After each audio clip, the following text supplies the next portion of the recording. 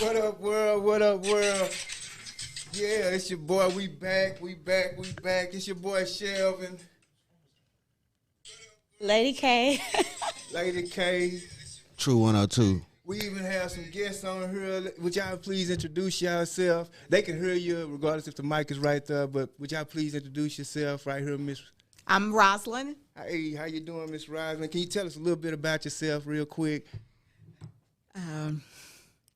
I'm a motivational speaker, a minister, entrepreneur, business owner. Oh, okay. You got it going on. Hey, trying to happen. Make it happen. Work it.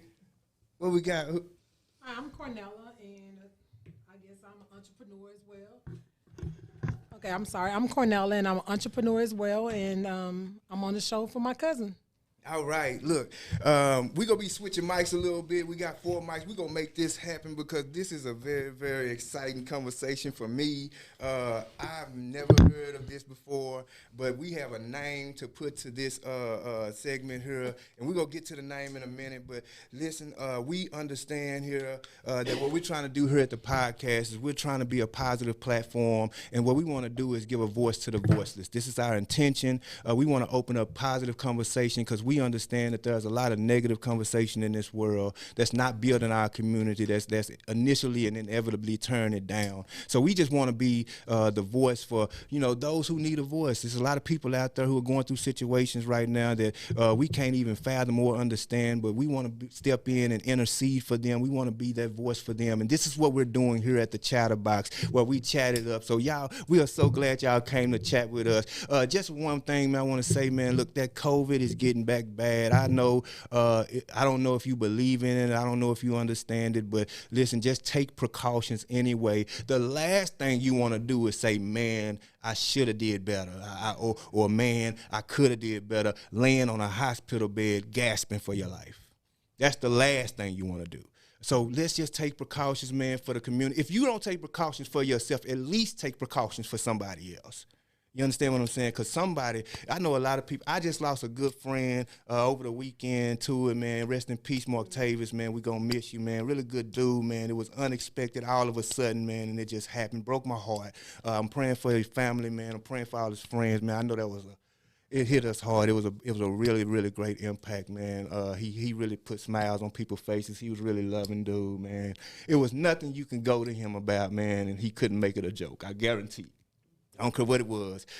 He knew how to bring comfort in a bad situation. And we're going to miss you, man.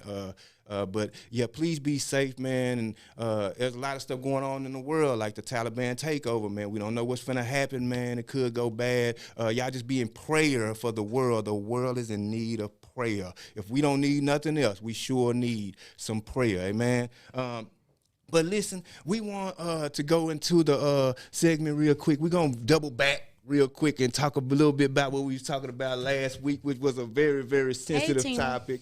Hey, everybody, look, we on here. I'm glad y'all tuning in, man. We on here. We love y'all, man, over here at the Chatterbox. We so glad that y'all take the time out to tune in on this Monday, man, on this Monday evening, knowing that this is probably the worst day of the week to tune in, knowing it's that first day of the week. You covered off that weekend. And, we just want to be that little bit of comfort for you tonight, a little bit of smile. We want to bring some ease in your problems and situations on tonight. So we're going to talk about a little bit about what we were talking about last week, which was vulnerabilities and boundaries. Vulnerabilities and boundaries. We talked about it, man, and we allowed ourselves, it was a great conversation. Was it a great conversation? Yeah. Kyle, what did you say about vulnerabilities and boundaries? What you say about boundaries with people, if you don't set boundaries, you were saying something so profound. I said a lot of stuff. Yeah, I know you did. I know you was going in. I think the main thing is that as far as when you set boundaries are meant to keep you in alignment and what's not for you away from you. It's a barrier as well as what we spoke about. Right. And so we even said that it's good to set boundaries for yourself, right? And don't let nobody cross those boundaries, not even yourself. You know, because when you set boundaries for yourself and you cross those boundaries, you're simply telling other people, look, I have a little bit of leeway on it. You know, I'll give you a little bit of grace if you cross this boundary, which that shouldn't be the case. You should not give people grace on crossing certain boundaries. Not in your life. It begins to be a problem. And we even talked about vulnerabilities where, you know, who can you be vulnerable with if you can't be vulnerable with your significant other? Exactly. Why are y'all even together and you can't take the mask off?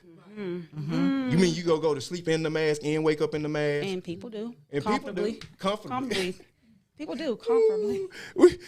Twan, can you tell us a little bit about your experiences with vulnerability? I know you didn't talk a lot last time, man. I don't want you to feel left out. You know, I want to know how you feel about your experiences with vulnerabilities and boundaries. Vulnerabilities and boundaries. My experience with vulnerabilities and boundaries. So, for those who don't know, I am in the church, and my situation caused me to always have other boundaries and feel vulnerable or be vulnerable in areas. So it's like being vulnerable to me is like I don't know. So there's a difference between voluntary vulnerabilities and involuntary vulnerabilities. Right. Right. So would you say your situation is an involuntary vulnerability? Yeah. I guess. I understand, man. It's kind of hard to talk. It's all right, bro. It's all right. You know, this is where we give a voice to the voiceless. It's not something that you're not getting judged on this show. You're not gonna be judged. I pray that don't nobody judge you. Nobody's gonna judge you on this show. How you feel about your situation? I have involuntary vulnerabilities. You understand what I'm saying? I have lupus, and I deal with that. Like I have spots that lesions, what they call them. That's what's on my face. That's a lesion. I can't, you know, and I feel vulnerable sometimes. People look at me and be like, "Man, what's that on your face?" And I'll be like, "Hey, you know, my nephew, he blessed my game one day. He said, we was at the fair." And I'm telling you this testimony, and then we're gonna move on. We was at the fair one day, and he got lost in the crowd. We was walking. I'm a pretty tall guy. He got lost in the crowd, and when he caught up with us, he said, "Uncle, I found you." I said, "Oh, you found me, man? What, you was lost?" He said, "Yeah, I couldn't see nothing." He said, "But I knew it was you because I seen your spot." and so my spot got him back to where he needed to be, because sometimes people can find where they need to be through watching your struggle. Yeah. Look, I'm not going to preach on tonight, but sometimes somebody is watching your struggle and they're able to get where they need to be. That's right. You don't have to be shameful about your vulnerabilities, especially those ones that are involuntary. If you Hey, were Shad. hey, Shad, Jaleisha, Stephanie, Mona Ricks, how y'all doing out on tonight? If you was molested as a child, that's involuntary. You don't be ashamed of that. Matter of fact, you let that build you, because you realize that there are people in this world that would do things like that, right? And so you are a testimony to everybody that goes through those situations, that not only will you make it out of it, but you can make it out of it better. You understand what I'm saying? And so there are sometimes the involuntary vulnerabilities in life. And Twan, you don't have to go too far about it. I understand. I promise. Look, I love you all the same, bro. You 6 foot tall to me. You understand? You're a giant to me, because you still do what you have to do, even in your situation, and that blesses me so much. Anybody else feel anything? Man, Miss Roz, you were saying some good stuff about vulnerability. Yeah, I'm going around the table. This is not. This ain't the shelving show. This is the chatterbox. We just gonna chat it up. We gonna talk about it. We gonna put it out there, man. We glad y'all tuned in. Miss Roz, what do you were saying some good stuff? Can you just go back and double back on what you were saying for us? Well, part of the vulnerability would be in a relationship, being able to just be you, right? With that person, and not worry about being judged. That's a part of being vulnerable in a relationship. Right. For me, is know that I'm in a safe place. That person, I don't have to worry about. I can share, my darkest secrets and things that other people might not know about me. But if you're my significant other, then I need to be able to be vulnerable with you and share with you whatever it is. Right. It shouldn't be any limits on that, so to speak. And for as boundaries, for me, you know, I said boundaries in relationships. When I say relationships, maybe friendships, you know, with my sisters, with, you know, family members, because boundaries are to protect my peace. Yeah. Yeah, you got to protect Yes. that. You know, because that's what's most important. Yeah. You know, is being able to be at peace in life. Right. You know, so we have to set boundaries in our relationship so that we can be at peace and protect our peace. Right. You know, right. because people have to know, okay, well, I can't I can go only there. go this far. Yeah, I can only go this far. You know, Right. well, you know, I can't ask her that. That's not my business. Right. You right. know, and so when you set those boundaries and put them in place, then people understand. You know, oh, okay, so there's some boundaries. Right. And it makes for a better and healthier relationship. Yes. Yes, it does. So. And that's so powerful what you just said. You don't want to be in a relationship with somebody who you feel like you can be vulnerable with and also feel like you're walking around on eggshells. No, absolutely not. That's not a healthy relationship. That's Cornelia, I know you wasn't here last week. Listen, we go pass you the mic real quick. I want to know your thoughts on vulnerabilities and boundaries. It's sort of the same as what she just stated as well. Just, you know, you have to protect your peace because, you know, peace is hard to find Yes. in this world today. You know, everybody's judging you no matter where you been or where you at. It's always a judgment. So, you know, for me, boundaries need to be set because you have to protect your peace. And as far as vulnerabilities, I think we all have them in some part of our life. For me, I'm real big. You know, I used to be very vulnerable when I was younger because I was a young teen mom. You know, at 15, had twins. By the time I was 23, I had all 5 of my children. And, you know, it comes with a lot of judgment being that young with that many kids. No matter where you went, no matter how good your kids dressed or how, you know, good of a person you was, there was still judgment. Right. So for me, that was a real touchy area with me when I, you know, was around certain people. I kind of felt a certain type of way as if like, oh my God, you know, maybe I am going to be what statistics say it's going to be. You know, maybe I'm not going to be successful as that. But then you look at me now, I'm just 41 with 5 children. All of them, I got a GED. But all of my kids have graduated. My son is a senior this year. They went on to college. None of them have any kids. And I had those 2 at 15. And all of them graduated at the top of their class. Yeah. So, you know, it's those things like that. You just never know, you know, when, you know, what it may turn out to be. Yeah. But that was a real touchy subject for me. But I used that to make me better. Yeah. I was always in a mode like, you know, I'm going to show them. Yeah. Yeah. I'm going to do this. Like that right there was my biggest motivator in life when I was that young with those kids and I was very vulnerable. I took every negative thing that everybody gave me and I would replay it in my head. I'm like, I'm not going to do that. Right. I'm going to do better. Yeah. I'm going to be different. And so it can be a good thing and a bad thing with those vulnerabilities. Right. It can make you better or better.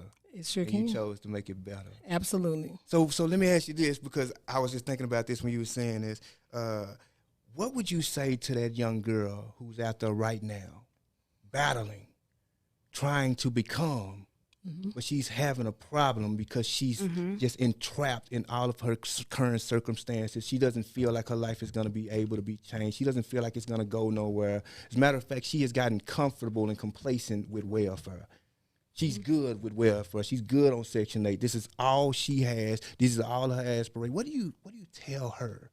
Change her surroundings. Change your surroundings. Because you're only as good as who you are around. You know what I'm saying? Say that. So, you know, if you want better, you got to put yourself in a place to be better. You know what I'm saying? And it's hard. Change is hard, but it's necessary. But you have to make up in your mind that you want better. You know what I'm saying? It's almost like people say, oh, I want $1 million, but they still working at Taco Bell. Taco Bell, you've been there 7 years and they gave you $1 million. You going to work there 1 more year, it's still not going to give you $1 million. Right. You have to change everything about you in that moment to be in a better position. Right. And it doesn't happen overnight. But I would always tell myself, like, oh, man, I want to do this.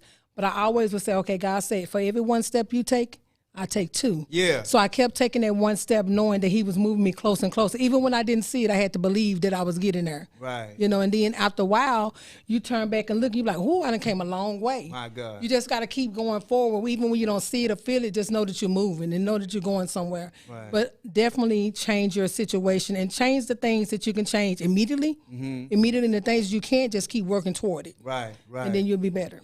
So when it comes to boundaries, what kind of boundaries would you set in those, conditions? In those conditions, the boundaries that I would set is that I wouldn't be so much of talking to everyone about every situation I have I just said that you go through. I was Some things you just got to pray about it, and some things you just got to believe that it's going to be okay. And some things just not going to happen the way you want it to happen, but you got to know that it's in your best interest. Right. Even with your mother, even with your sisters and everything, when you're going through situations like that, you have to know that everything is not for everybody to know. Some of those things you just got to take on by yourself and know God going to see you through them. Right. Because when you open yourself up to give information to people, it allows a lot of opinions. And then now your mind is trying to, dictate which way I need to go instead of just trusting your instinct that God gave you and then your heart and just making sure that that's the right thing. But when you got everybody influence on it, it makes it kind of worse. And then you set yourself up for opinions that you didn't ask for. Yeah. Right. Influence. Yeah. So, I would just say set boundaries to know that some things you just need to go through by yourself and just let God handle it. But there are times that you're going to need somebody to vent to. Yeah. But you have to be careful who that person is, because even the person that you trust the most can turn to be a snake. What? We talked about betrayal. So you got to know. manipulation, You just got to know. You talked got to about know. it. Because Yeah. sometimes you can be going through so much, you got to let it out because it's going to kill you. Yeah. But you have to know who you're talking to.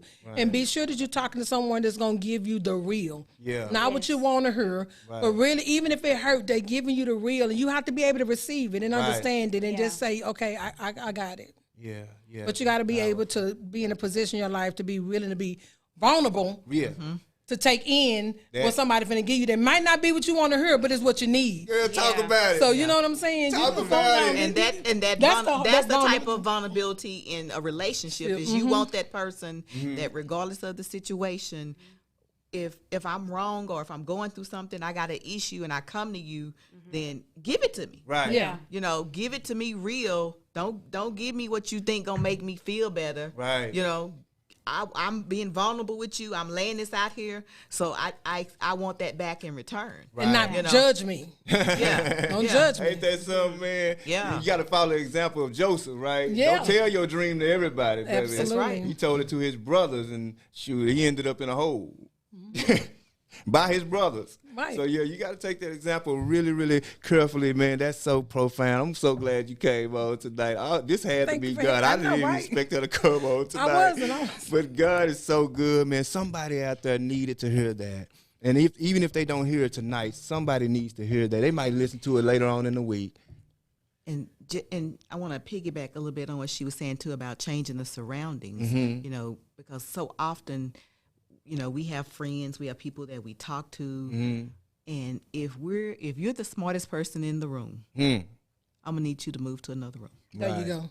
Right. Because if you're trying to be a millionaire, if you're trying to get to the next level, then you're going to need to be surrounding yourself with millionaires. Yeah. Absolutely.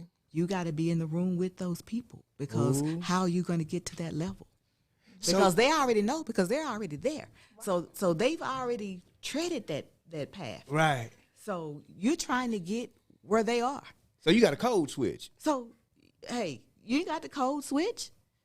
You just got to go and be with those people, be in because there. you just got to to be learn. in there. You gotta learn. You got to learn. You have to observe. You don't have to say a word. Right. You just need to be in the room Take that in. to take that in. Amen. Amen. That's so powerful.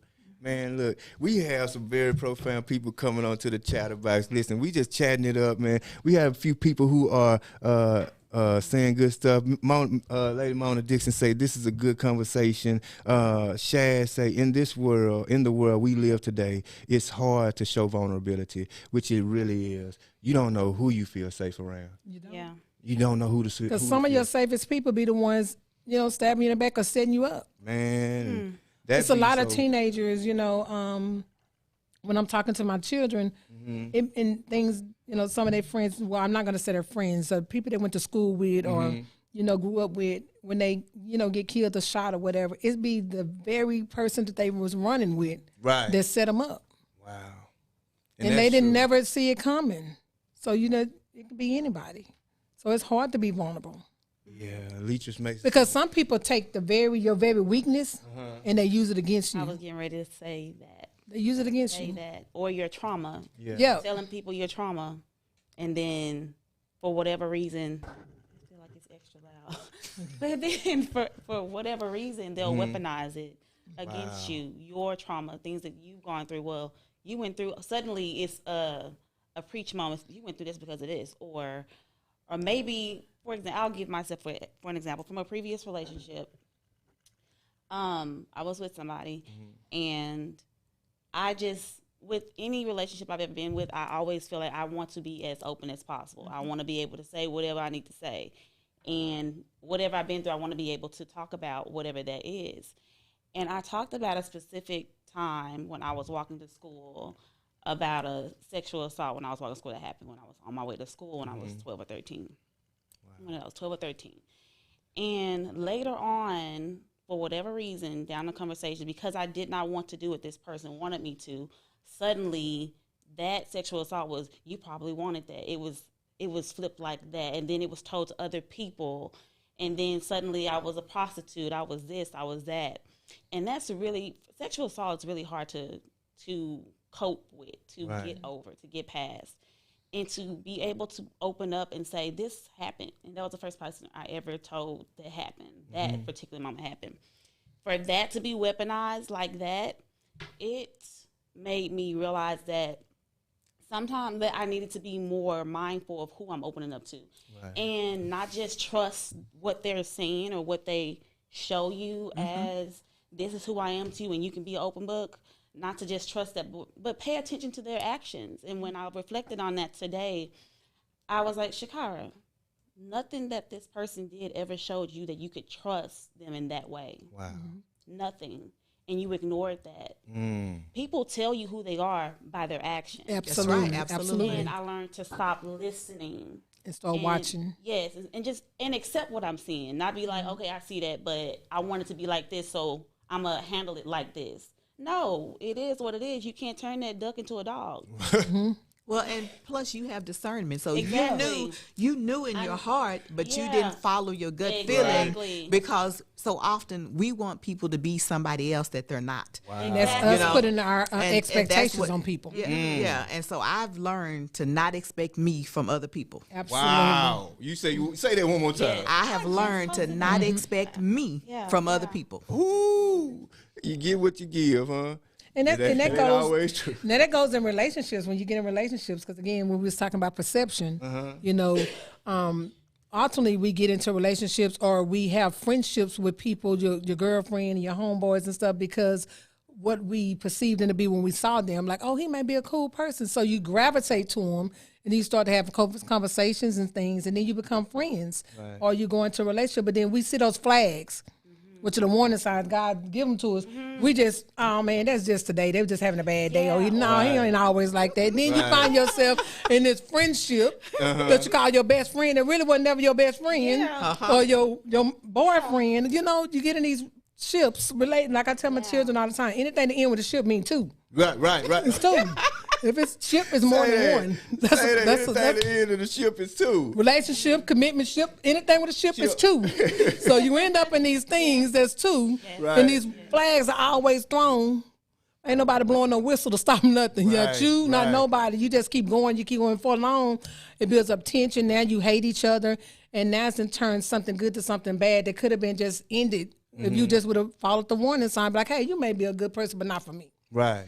No, because it's somebody for everybody, Yeah, but why do we not follow the warning signs? That's a good question. That goes back to, that means that is not that person's fault. It's something within us that's making us gravitate and do something that we know we shouldn't be doing. So Right. is it because we're searching for something, so Exactly. therefore we're longing for something, Exactly. so therefore we're just hoping that, okay, well, this is it, you know what I'm saying? You know, so your we're gonna, desire is so stronger than your yeah, discernment. Absolutely. So, your yeah. desire is stronger than your That's true. discernment.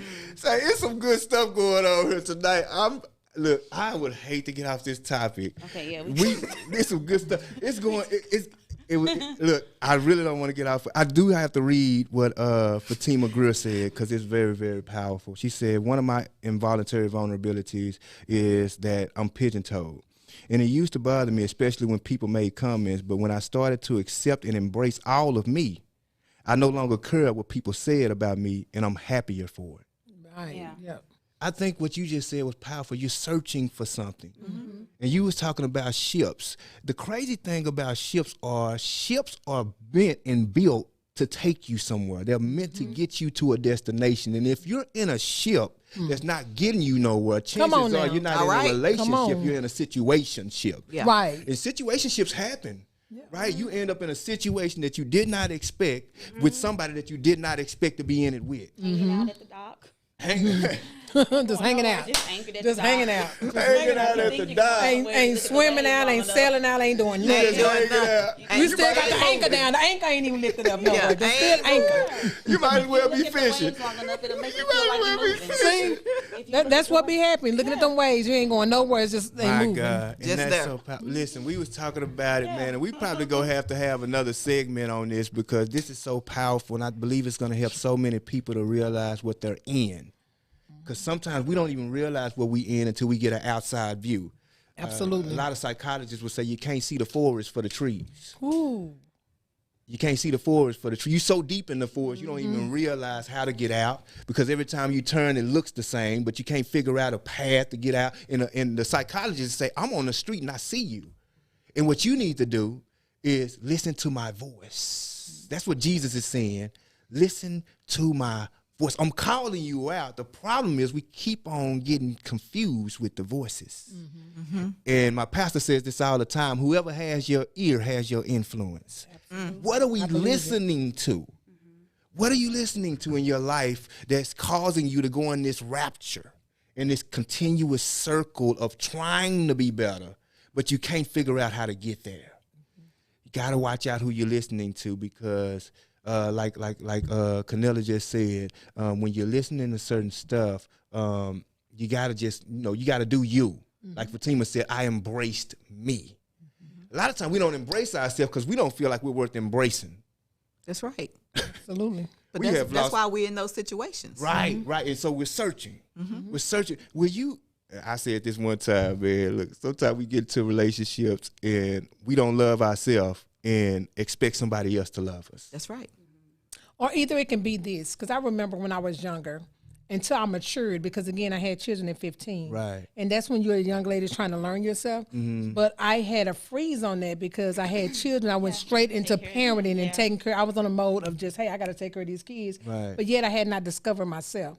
So when you think about a person like me that had kids at 15, then by 23 had all 5 kids. Right. I didn't even know who I was at that point. All I knew is that I had to take care of some children. I went into mother trying to be the best mother I can be, but I have lost sight of who I needed to be. Right. Because I didn't get those years because I had children early. Right. So when you start to get to a point in your life to where you're trying to find yourself, and so many of us have situations that stop us from learning ourselves at a young age when we're going through the growth Right. thing, to where they get in their adulthood and they think they know, but then they don't know. Right. So they're making those decisions based off who they think they are. Right. And then after so much has happened, you be like, you know what? I've lost myself somewhere. This is not me.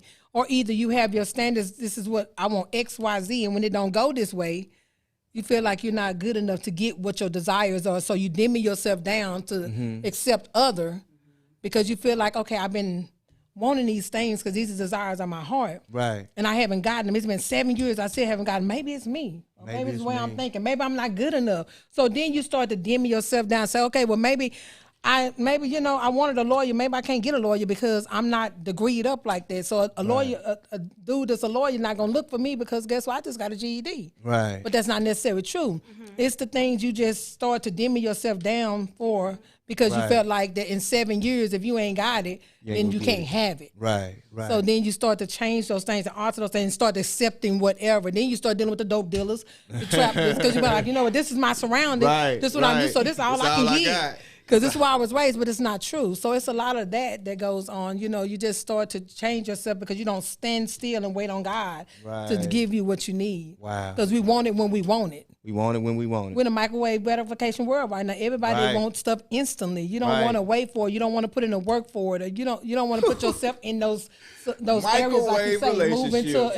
and go to a networking event. You ain't got to have $1 million, but they don't have to know. You had to put your heels, your dress on, get your hair done, makeup, and put them Yeah, lashes in yeah, the they bed and won't walk know in there. They nothing. won't know. But we don't have that confidence. Code A lot of them don't switching. We have finna it. get there. Well, We yeah, finna now get that there. might be a little code switching, but what would be It the was difference necessary, if though. I'm, asking, like you're saying, finding yourself, but is the person finding themselves, or is it that they don't love themselves? It could be a bit of both, I think. Well, I think this. I think in those situations, a lot of us go into survival mode. Exactly. And when we're in survival mode, it doesn't matter who we are. We're not even thinking about who we are. We just trying to get to the next meal. We trying to get to the next pair of clothes we can get on our back. We trying to keep a roof over our head. We trying to feed these babies. We trying to raise these kids as best as we can with what we have, because I don't have time to get my character together. I don't Yeah, have time exactly. to find out who I am because I'm stuck in this situation that I'm fighting to get out of. Right. But then not knowing that finding your character will make it so much better. Man, you just said something that was right on the tip of my tongue. If you don't find yourself, you will never get out. There you go. It's a sacrifice that must be made. You think that you sacrificing your meal for your children can eat is a sacrifice? Sacrifice finding yourself for a second and watch how it changed your life. And don't find yourself in yourself. Find yourself in God. Because God is going to really show you who you really are. Absolutely. Absolutely. Man, it's just so powerful. This is such a good conversation. I really love this so much. I believe, Fatima said, I believe also that we make some of our decisions we've been through as well. We do make some of our decisions. Oh, self-inflicted. Yes. Self-inflicted Yes. wounds. We do it all the time. The hardest to heal. It's the hardest to heal. And we won't change those generational curses. We see what's been going on in our whole family all this life, and you have an opportunity to change it just by making a decision, Right. and you choose not to. So you keep those generational curses going, and you know they go through your kids. Your kids are environment, a product of their Right. environment. Somebody got to Absolutely. change it. So you have to make that decision. Like, if everybody getting pregnant and having 5 kids at 15, somebody got to say, you know what, at this age, I got to make a decision and not do this, because I'm that not ain't going to finna get me nowhere. You know what I'm saying? Right. It's by making those changes and changing those generational curses within your family, because it's real. Right. But there are smaller, well, I ain't gonna say smaller ones, but there are other ones. The one that always come to mind that I always bring up to people is there's one where it say, let's say your mom or grandma said, "Oh, well, you don't never let your right hand know what your left hand doing. You as a woman, you're supposed to always have your money over here, Right. And your husband isn't supposed to know. Look, you're supposed to be one." Right. So how you gonna? I took that what now, type see- what type of Women do relationship? that. See, I mean, but I but if take you it go now, different, for though. me, if I go into a relationship, if I say this is my significant other, and we're making plans to be together for the rest of our lives, and basically I'm keeping a secret, Right. is what that is. Right. But you're supposed to be one. You're supposed to be growing. He's supposed to be the head. He's supposed to be leading. Right. So if he is leading me, if God is leading him and he's supposed to lead me, then what am I doing? Am I doing right by keeping secrets? And because we're not on the same page. Right. If I got secrets Right. from him, I get you on that, but see, when my grandparents said that, what I took that as is that, and I tell my sons this, we're dating so much to this day, is don't never love somebody so much to where you lose you. Whoa. You understand what I'm saying? Because we do it so often, and then you left with nothing. You have to love people from the overflow. That's it. You gotta love them from overflow. You gotta love it from the over. That's You good. can't get in my cup, but I'm gonna Yeah. love you from the overflow. But once you start getting to that cup, I'm out to cut some things out, because Right. then you giving all of you. Yeah. Right. And it's just not fair. And now you I don't lose care in a identity. marriage or in a relationship Exactly. or whatever. You have to have some left for you to where you can you can re-energize and continue to pour out to them. Right. Exactly. Right. You understand what I'm saying? So for Exactly. me, not letting your right hand know what your left hand, I didn't take it as so much when my grandmother used to say it, is that I took it as, you know what, you need to make sure that you have something to protect you. Because how many times do we love and we give our all and we put everything into a man that's supposed to lead, but divorce? Right. They done took everything from you. Yeah. I don't think that my grandmother was telling me that to mean to lie or She meant to account for the human side of them too. exactly. You have to know that they're human and that it can happen. Right. It's just like, she was using it as an example of don't give everything or let everybody know everything. But then, and I also feel that God made all of us individually, right? So if he made me who I am, I don't have to disclose every single thought in my mind or every intent that I choose to do, because some things you need to do for yourself to know that you can do it. Right. You don't always need to have a helping hand, son, because you don't even know how far you can go by yourself, because that person died tomorrow.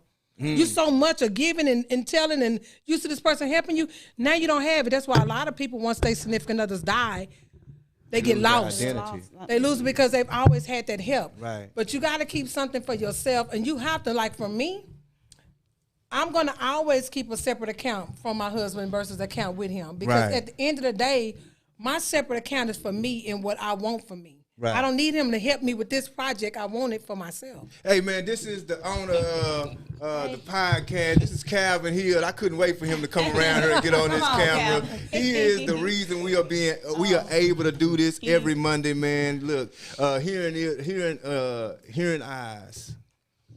That's right. He's the founder. I love him so much, man. Listen, we have to get at least a little bit of what the topic is tonight. We have to get to it. You started it. I know. I shouldn't have Probably started that.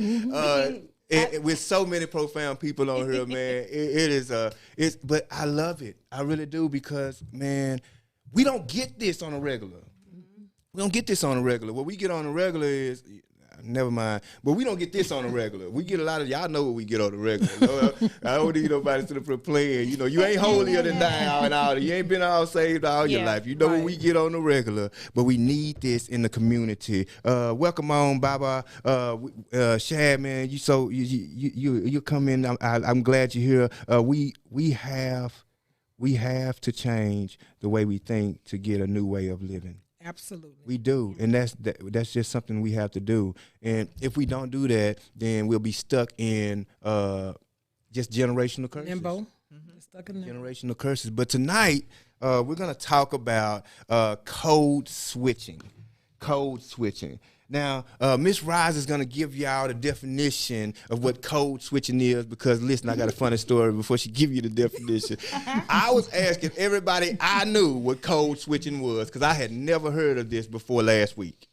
I've never heard of it before last week. I asked one of my partners, I say, man, do you know what code switching is? He looked at me as serious as a person can look at a person. He said, snitches get stitches.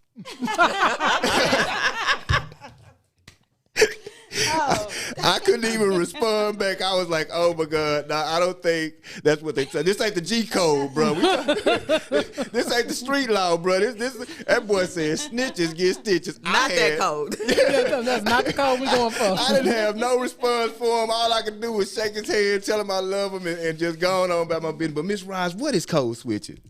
It says, broadly, code switching involves adjusting one's style of speech, appearance, behavior, and expression in ways that will optimize the comfort of others in exchange for fair treatment, quality service, and employment opportunities. Oh, okay.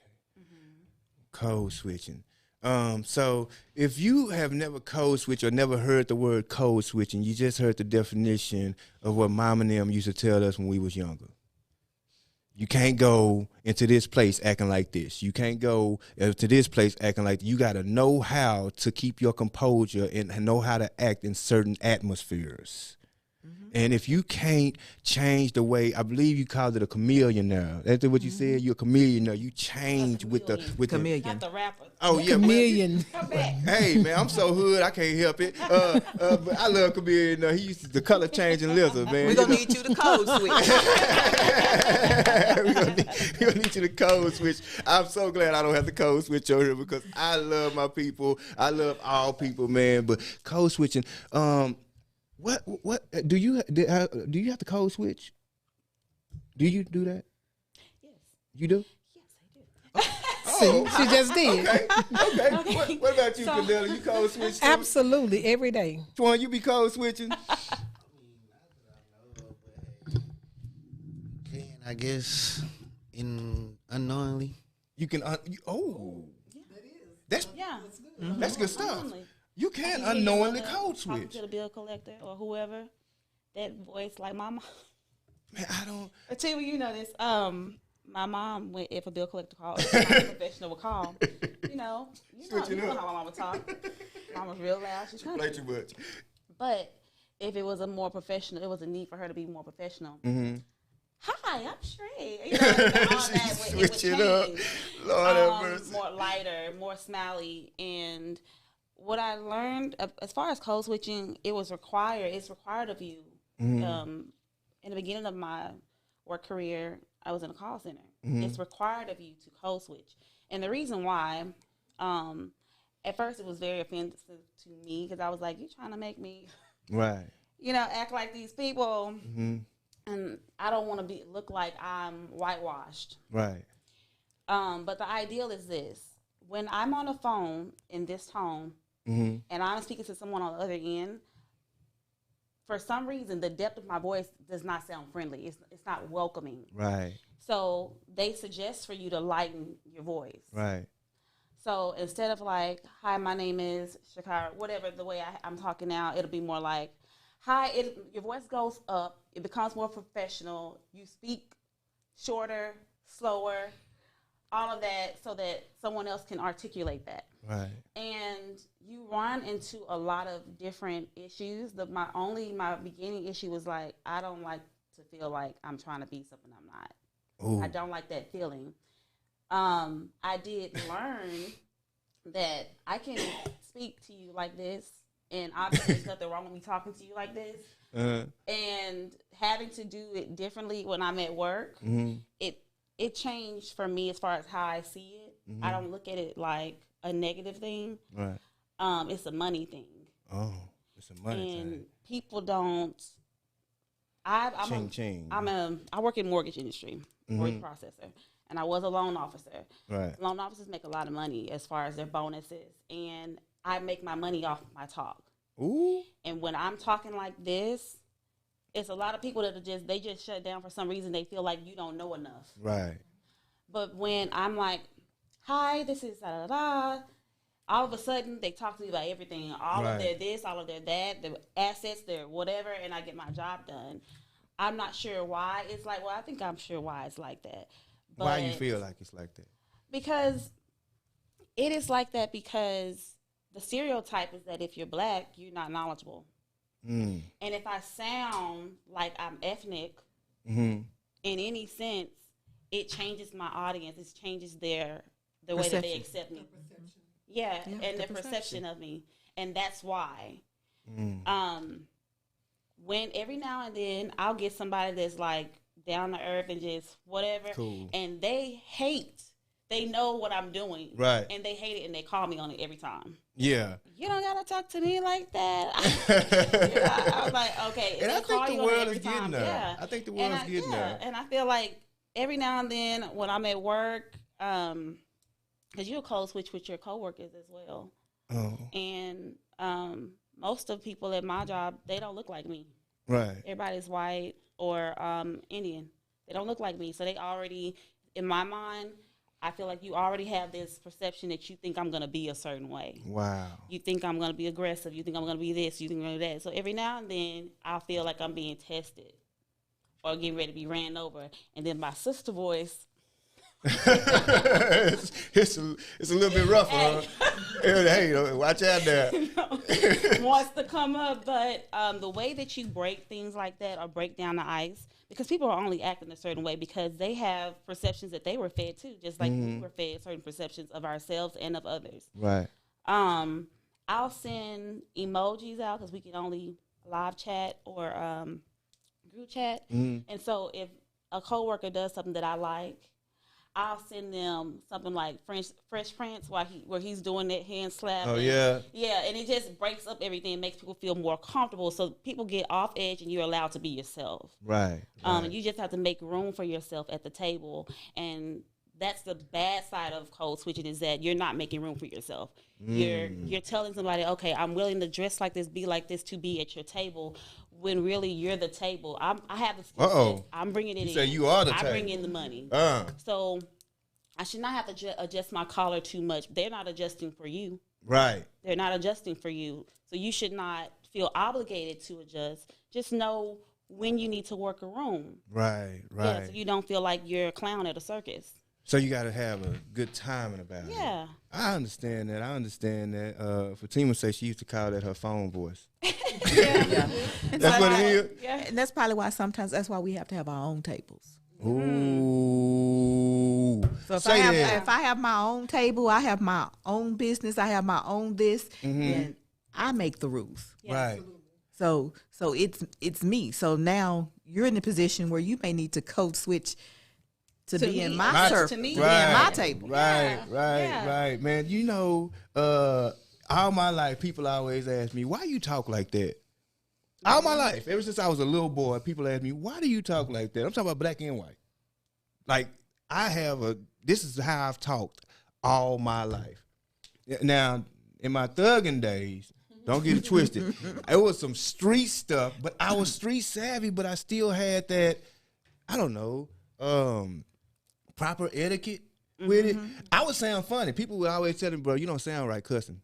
You don't sound right. Quit cussing. You just you just need to just be yourself because you don't sound right at all. You need to just chill. Ain't no reason for you to. You good like you are, you know. And I mean, honestly, I'm not trying to, pull no resume on myself, but I was probably one of the worst people in the streets that it was, and I was still proper. I wouldn't sag because I didn't like running from the cops with my pants down.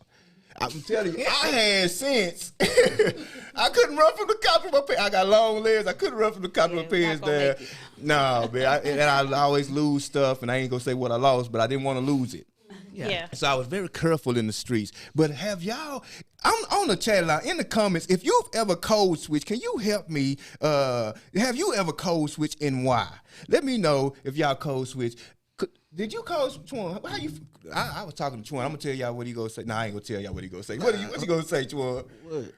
What you think about code switching? Oh, yeah, I think code switching is a form of being fake. 'Cause I feel like you'll lose yourself trying to put on a persona. Like you end up losing yourself in the end. And if you truly never be in tune with who you is, then they will never accept you for who you are. Right. And everybody unique in some type of way, and there's something unique about somebody and everybody. So when you're unique, you know what I'm saying, you stand out. So why code switch to have to, you know what I'm saying, why put on a... And I mean, everybody has their views on it. Like, I mean, you feel like it's fake. I mean, I understand that. I understand what you mean when you say that, because you can lose yourself in code switching. Like, it's possible. I was working with my son, and my son always say, man, you always start talking like that when you start working. I was like, what you talking about? He say, man, you country. Like, I really do get like this country accent when I'm working. And I had noticed it when he said it. I didn't notice it at first because when I be working most of the time by myself. But when he said, he was like, why you be talking like that when you be working? I'm like, man, I don't even know what you're talking about. Then I started listening to myself. I'm like, man, I sound like a redneck. My sister told me, she said you wouldn't feel that way if you just switched up your accent a little more. She said, why don't you just start acting on the phone? So I started using whole bunch of different accents. Depending on how I felt that day. It just made me feel better. I was like, I'm being English lady today. Right. How you doing? Irish. I was just like, and she was like, it just make you feel like, okay, this ain't you good. It's like when you go to work, this is just an act. Like, this is just an act. This is not who you are. It's just an act. Right. Don't get so caught up in, I don't like that. I have to switch my voice. Right. Stop doing that. Like, stop doing it. It was stressing me. I don't like to ever feel like I cannot be me. Right. So she was like, just act. Just act. And I go in there and I'll be like, Having all these different acts. That's why I'm able to relate to that because I do that sometimes. Like, okay. I'm Oh, gonna switch Pastor that up. Dixon over here. Pastor Dixon, what's up, Pastor Dixon, man? We in here, man. Have you ever had the code switch, Pastor Dixon? I want to know. I'm curious about this code. I just learned this word last week. So y'all know I'm curious about this. Cornelia, we going to swing the mic around to you. I want to know. Oh, look at you. Yeah. It's going down. She ready. I mean, for me, code switching, I think we all do it at some point of our life. There's no one that has never code switched. Right. I do it on a regular. And anybody that know me, I keep a different hairstyle, a different color. So I code switch. And code switching is not necessary all the time, like verbally. Yeah. You know, it can be within your transition of your hair, your tattoos, your body. You know, we have a lot of women now changing their bodies. Right. Trying to be something that they're not because they actually want to be like that particular person. Right. So they alternate in their bodies. So to me, that's code switching. That because really you wasn't born like that. Right. You wasn't born to get ribs taken out the way you have a 13-inch waist. Oh, okay. Everybody in your family got 20-inch waists, but you want to be 13. It's not in your DNA. Right. You know, so people code switch to change everything, and I think a lot of us think code switching is just verbalized, and it's not. It can be in your walk. Or You know, your gestures and everything that you do. So I code switch a lot, but I don't think it's a bad thing because my motive behind it is not an intent to hurt or to do any, harm to anybody. Right. So code switching is not always bad. It's to actually put you in a better mood, make you feel better about yourselves or about the circumstances that you're in. Also, code switching is, to get you to where you need to be. Sometimes you have to code switch in order to go through that door. Right. No matter what you look like, I don't care how much money you have, I don't care what your status is. If you want to get through that door, it's just factual. You got to code switch. You got to code switch. But once you in there, hey, I'm in here now. You already signed the deal. Right. So now I can be me. Now I gave you what you wanted to get through her. But I'm in here now. Now here I am. Ain't no going back. Ain't no going back because you already sealed the deal. You done gave me my money. And gave me what I needed. So I did what you needed me to do, the code switch to get in here. Right. To you get in your organization. I'm here. Then you can gradually let them see who you are. And then guess what? They be like, you know what? That's not so bad after all. Because sometimes it changes the perception of people. Right. When you do what they asked you to do to get in there, then you get in there. Help then me, they say, sis. hey. Help okay. me. It's not so bad after all. Everybody black ain't like that. And just because I see that form of habit don't necessarily mean nothing. I done seen that before, and that's one of my good friends. I'm a switcher. You heard me? I ain't really. I'm a switcher. I might switch up every now and then. I just never heard the word until last week. Code switch. I don't know what did you call it if it's not code switching. What you call that? Putting on. Putting on. Yeah. Shoot, sometimes you got to put on. I guess a lot of us put on for the city. It's not just in the work environment. That's right. Sometimes it's in the streets. Yeah. You up there talking about, man, I got the best stuff in town. You code switching. You putting on. You know you ain't got no good stuff. You putting on. No, there ain't no real Gucci you got on. You know what I mean? But you got that Gucci on, Gucci from head to toe. So code switching. Like, it can go in different environments. Exactly. And I think it's something like you don't wear club clothes to the church. You don't wear church clothes. No. I'm saying, some people. That's me. I would wear my club clothes to the church. I have done. When you wear your club clothes, let me know. You should have seen me back in 2015. Oh, that was about 5 years ago. Oh, okay. Before I got really deep in there. Oh, okay. Man, I would come straight from the club with. So you code. So you didn't code switch now. Say I wouldn't even go home. I'll foul up in the church with it. Smelling like it and everything. Oh, Lord. My pastor, that's what he would say. Oh, Lord. He didn't care. Hey, but come as you are. Look, I came as I was. Okay. And as I came, God slowly began to change me and make me better as an individual because I stopped wanting to do that stuff. It just happened slowly. There was mornings I would look up and I would be like, man, I'm tripping. Getting convicted. Yeah. Because I'm not being the representation of who God wants me to be. Absolutely. I have gotten so deep in the streets that I have lost myself. And in the streets, you code switch. You become what the streets need you to be, which is ruthless, which is heartless, which is whatever you need to be in order to get that dollar and survive. That's right. Absolutely. Code switching. It goes in different environments. And so, listen, Pastor Dixon said, I done code switched before too. Pastor Dixon done code switch. I know everybody done code switch. Yeah. Because Pastor Dixon, if you say you ain't code switch, you're not human. He say, let's not confuse code switching and evolution. Woo! on, stop over there behind that. That's Calvin, y'all, the owner over here at Hearing Eyes. He says, let not confuse code switching with evolution. Sometimes we evolve due to our surroundings versus a temporary change. That is so powerful. Sometimes you get to see you get exposed to something that you can actually be. I was telling somebody earlier, how can you be something that you've never seen before? That's the part of getting in the room. You were just talking about being around millionaires. Yeah, because how are you going to aspire to be a millionaire? You've never seen one. You never spent time with one. You never been one. You don't know what it look like. You don't know what it look like. How does it All you sound? know is it's you commas don't know and decimals. That's all you know. You need to speak to somebody to see, how did you get here? Right. What steps did you take to get here? And some of them came from the same places that we came from. Absolutely. Same place. Jay-Z sits at so many tables, but Jay-Z came from the streets. That's right. And I can only relate to that because that's where I come from. Everybody that come from the streets, don't think I'm saying that. I hope y'all don't take it as that. But Jay-Z sits at and he's the only, sometimes he's the mole in the room.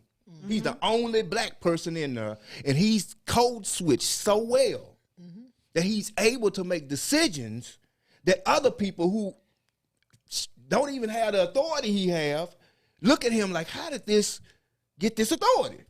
How did this black man get at this table? He did what he had to do. He evolved. There we go. That's right. Calvin, he evolved. You hear me? Right. So that means code switching can involve you. Whoa, that's powerful. It's not necessarily negative. Not necessarily It can negative. involve you. That's right. Man, I'm liking this. Because if it gets you in the room, Is it helping you, Twan? Because at first I was thinking the same thing Twan was thinking. I ain't gonna lie. I ain't gonna never change. You know, we come from the streets. I'm gonna always be the same. I'm gonna always be real. What he said on that show, you ain't keeping it real. You ain't keeping it gangster. But sometimes you have to evolve, or else you will always be in those same situations, and you're steady hoping and wishing for a change, but the change starts with you. but it's the mindset. It's the mindset. The mindset. It's a powerful book too. Because what it say? So a man thinketh, so is he. Oh, Yes, as a man absolutely. thinking, so is he. And look, Pastor Dick said the richest people are the best code switchers. You better know it. So if you want to be rich, You better you code better switch. learn how to code switch. You have to. Oh, that rhymes. If you want to be rich, you better learn how to code switch.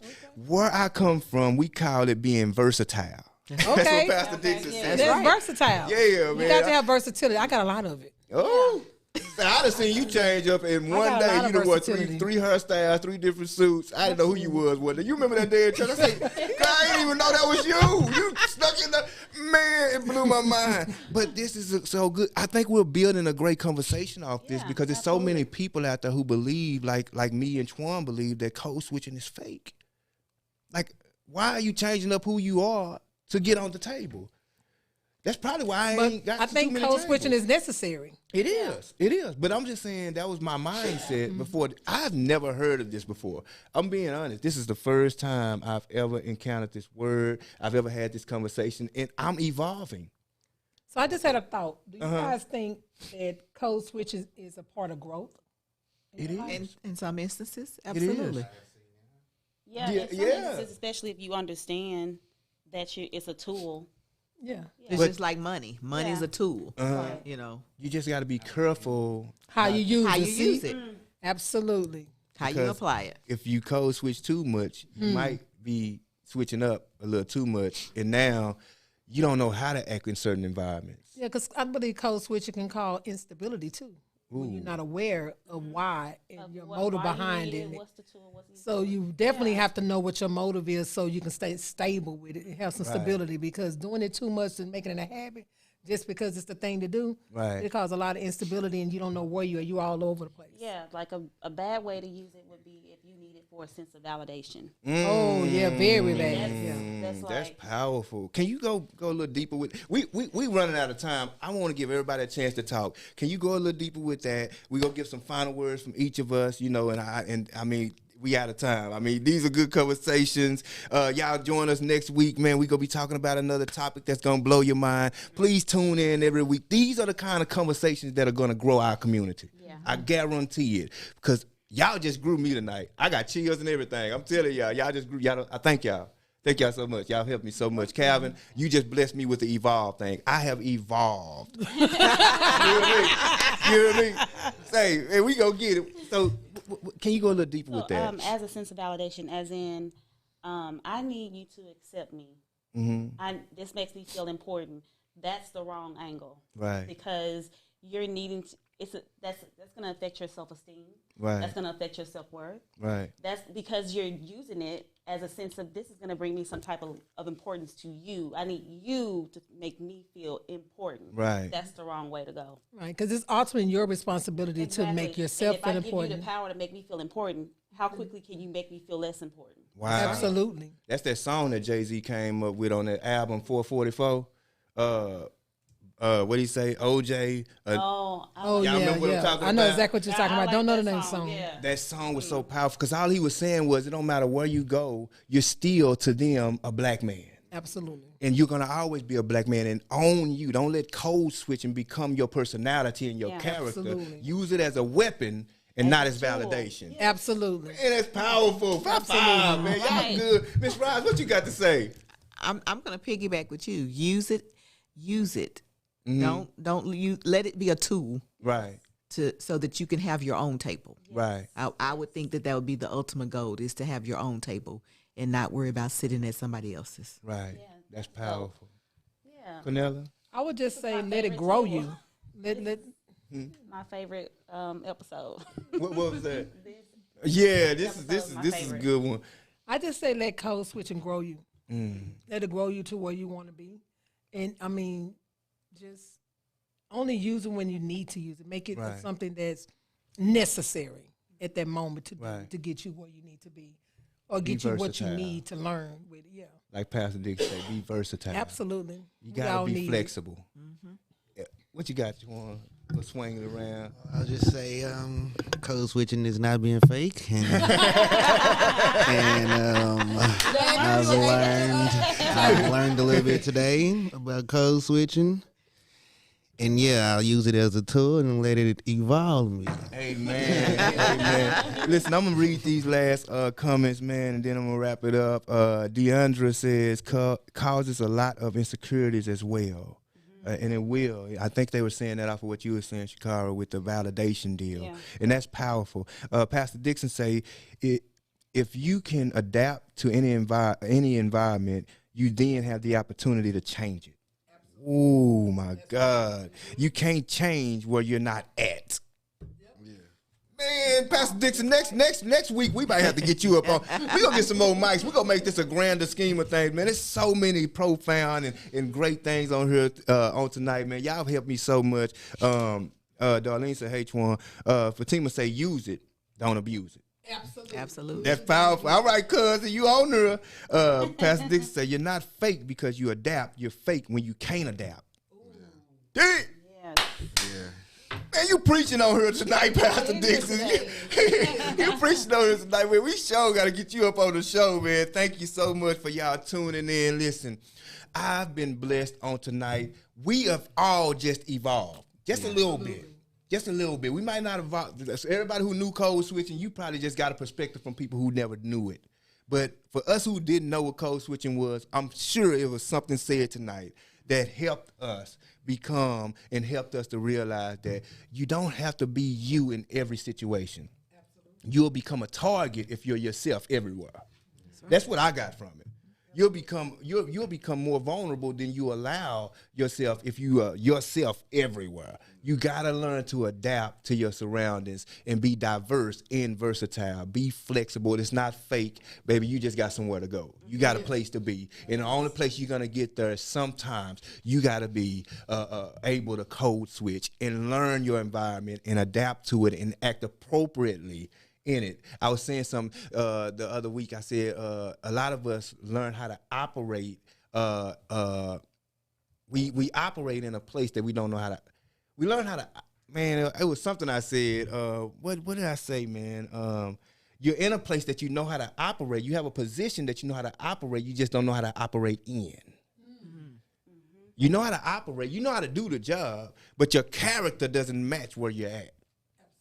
And like Pastor Dixon says, your gift will take you places that your character won't keep you. And so we got to learn how to do that. We got to learn how to do that. Listen, this is the Chatterbox, man. Listen, where we chat it up. Listen, come back and chat with us. We love y'all. It's your boy, Shelvin. Lady K. True 102. Roslyn.